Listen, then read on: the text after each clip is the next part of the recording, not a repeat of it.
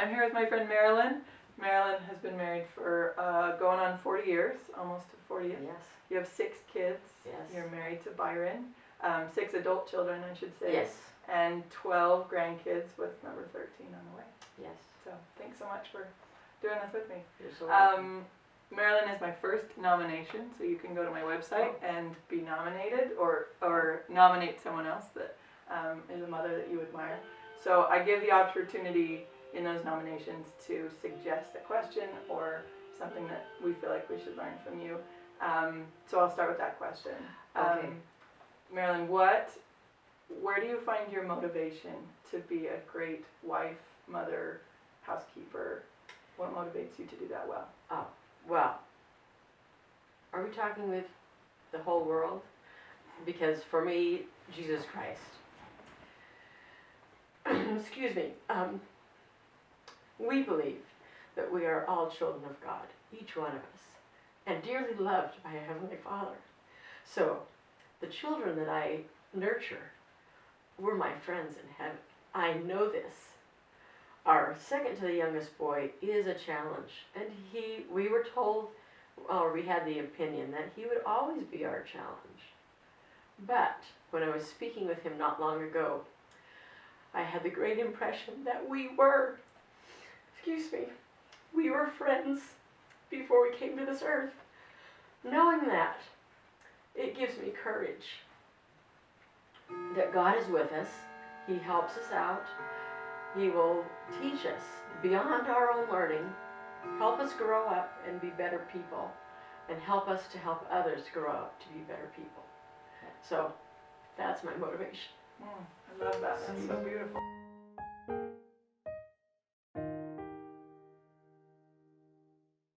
It feels fitting to me to be interviewing you because you've been a mother figure in my life for as long as I can remember.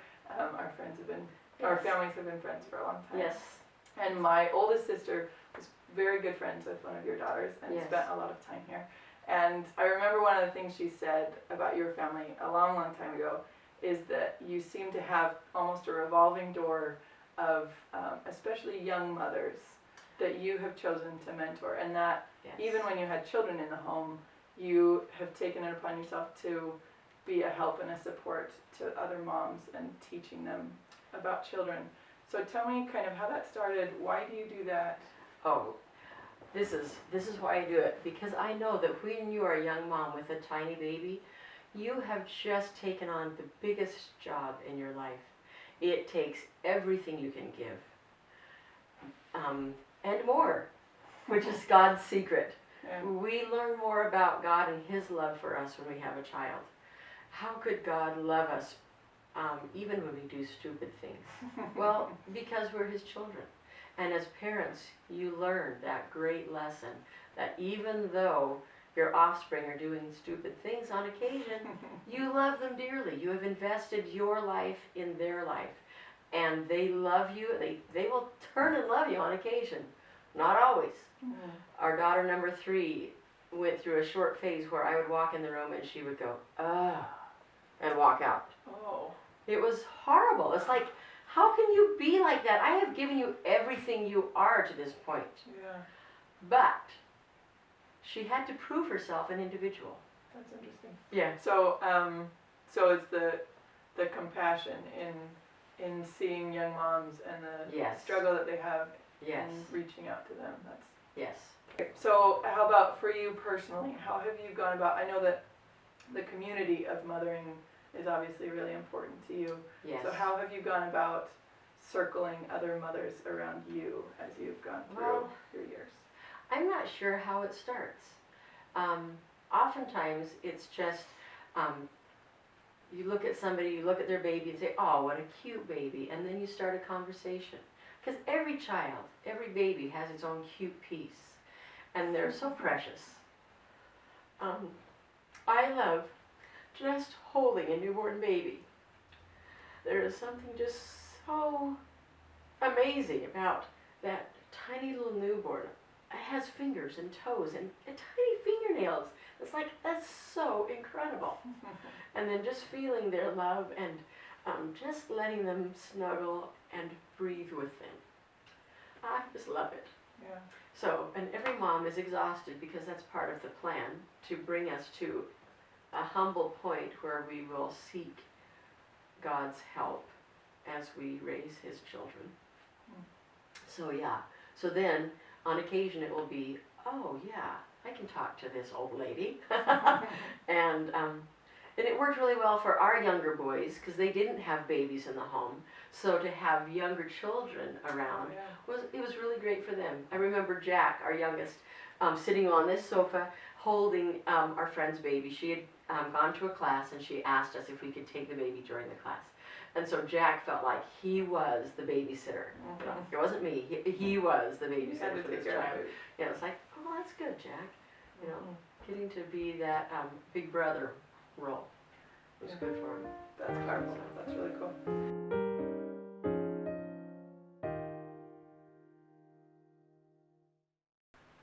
So in preparing for this interview, you mentioned that it's really important to you that your children feel, and I'm going to get this right, that your children all feel loved and that their needs are met. What does that look like with 6 adult children? How do you do that? Oh, we love the telephone and texting. So our daughters and our daughter-in-law have a group text with me. I feel so honored that they include me in their text. And so regularly through, not every day, but frequently, they send out a picture or comments about things that are going on, and it is just fun to be part of their lives. So yeah, being part of somebody's life. Mourn with those that mourn, comfort those that stand in need of comfort, and rejoice in the good things that are happening. Yeah. So yeah, making contact, phone contact. I actually love it when they call. You know, you can text, but a real phone call is, you know, you hear their voice, you hear how they're doing, and that's just fun. Making one-on-one contact. So it's really fun to watch our grandchildren. Each of our children have learned from our house and from others around them, and it is fun to watch how they're raising their children, and each of them are doing a great job, but each in a unique way. So it's fun to watch. One family are really good at timeouts. Okay. And at the end of the timeout is always short, shorter for the younger. I think that they do a minute per age of life. Yeah. And then the older ones, they don't need it so much. They've learned. So about 7 years old, they're pretty much done with timeouts. But at the end of the timeout, you come to the child, you look in their face, look at me, tell me why you're in the timeout. And they have to be able to tell you before they leave timeout. And then so what are you going to do about it? And how can I help you? It's beautiful. It's worked so well for them. They are the easiest family to deal with as the grandparent. So yeah, I try that with the other kids in a modified way because one family will not do timeout. They just don't believe in it. It's like, okay. Another thing that I have found that works is some boys just need more, they just have so much energy. And so one of our daughters has, instead of drop and give me 10, the whole military routine, give me 10 push-ups, she will say, okay, give me 10 jumping jacks. And this helps her really busy boy, you know, so then he can expend the energy, and then maybe he can calm down and kind of refocus. Yeah, I have controlled my body, maybe I can then do the next hard thing. So, works for him. That's a great strategy. I like that. Yeah. Cool.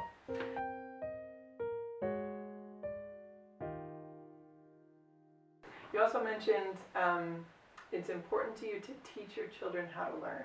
How do you teach a child to learn? First of all, by example. Byron and I do a lot of reading, and we read in public so that they can see that we are reading.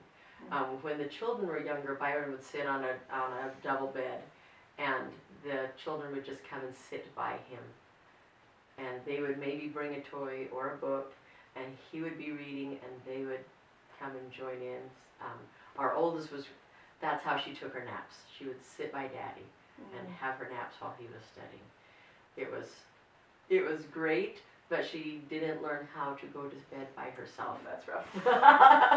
Which was tricky. Paid for it later. We did pay for it later. But then a wise friend, see, I learned from other good mothers also. My wise friend said to me, You know, my doctor told me that you should always put the baby down to sleep when it was partly awake, so it learns to to go to sleep by itself. Right. And that worked, but I think our oldest daughter has great confidence because she had contact. You know, she always knew that she was dearly loved, and she had that I am sleeping by my daddy, and the whole book learning thing. She's a doctor. Mm-hmm. She has so much confidence she can cut into somebody else's body to help them heal, which is way more than I could do. That's incredible. Yeah. And the relationship is key to that kind of Yes. self-worth and Yes. confidence. Yes. That's cool. Okay, final question before our speed round Okay. is where do you find joy in your mothering? Oh, that is a really good question. So when I had baby number 3, I think often 3 is the break point. You know, you're outnumbered. You have 2 hands but 3 children, so you've got to learn some new skills. And gratefully, the oldest one, well, I didn't have twins, but the oldest one has grown up enough to be helpful in many ways.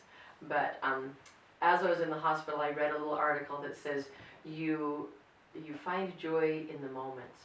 And I just held on to that. It's like, yeah, you're not going to have a full day of peace and joy.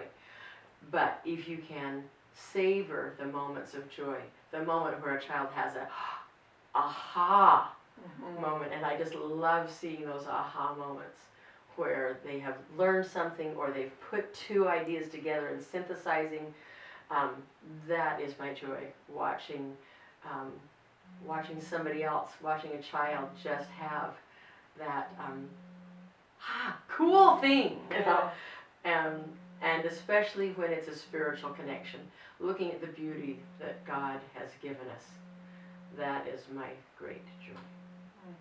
I love that. Thank you very much. You're welcome for sharing that.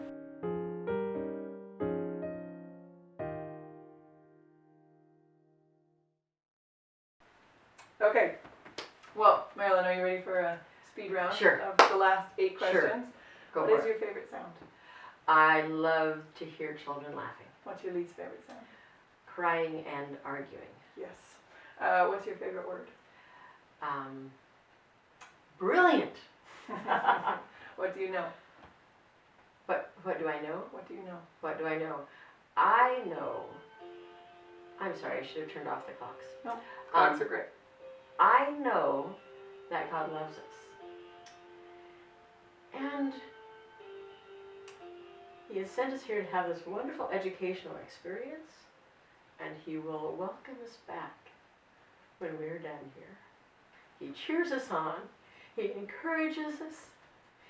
He gives us wisdom. That's what I know. What do you want to learn? Oh, well, actually the other day I was thinking I'd like to learn how to drive a crane, just because they look so fun. I mean, they are just, they have this great power, and you can use them to do something way beyond what I can do. Cool. Silly though, right? No. But I think that would be cool. What a brilliant answer. That's cool. Brilliant. So, yes. Marilyn, what scares you?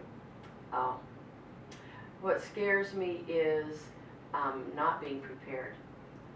I like to know that I have what I need for the essentials, and then there's room for flexibility for extras. Health issues scare me.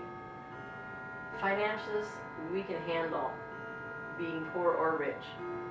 But when you lose your health, you lose your money, your energy, and you cannot lose your hope, because God will help you learn something through that illness. Yeah. Tell me about a mom who inspires you. Oh, I know so many moms that are amazing. And there's moms of different varieties. Judy Campbell, 9 children, all of them wonderfully successful. Kathy Kunkel, 8 children, all of them wonderfully successful. And then there's moms of special needs children. And what a different life different expectations, but being able to be a good mom for a child that has different expectations for progress, there's a hero there. So I like that. Thank you. And Marilyn, what are you good at? Oh, I am great at cooking. That's true. I am great at growing plants. That's true. Yeah, I love growing gardens, and you know, our flowers just bring us great joy. I am good at being a grandma. I love being a grandma because actually before I had children I thought I would just like to be a grandma, because you can come in and you do the fun stuff and then you walk away and somebody else is responsible for the discipline and guidance. Right. It's like, so I dearly love being a grandma. We do fun things with our grandchildren and help them, you know, with little bits here and there, but their parents are responsible. Sounds like a fun thing. Oh, it is a fun phase of life. You'll get there. Yeah. Thank you so much. I really Oh, appreciate you're it. so welcome.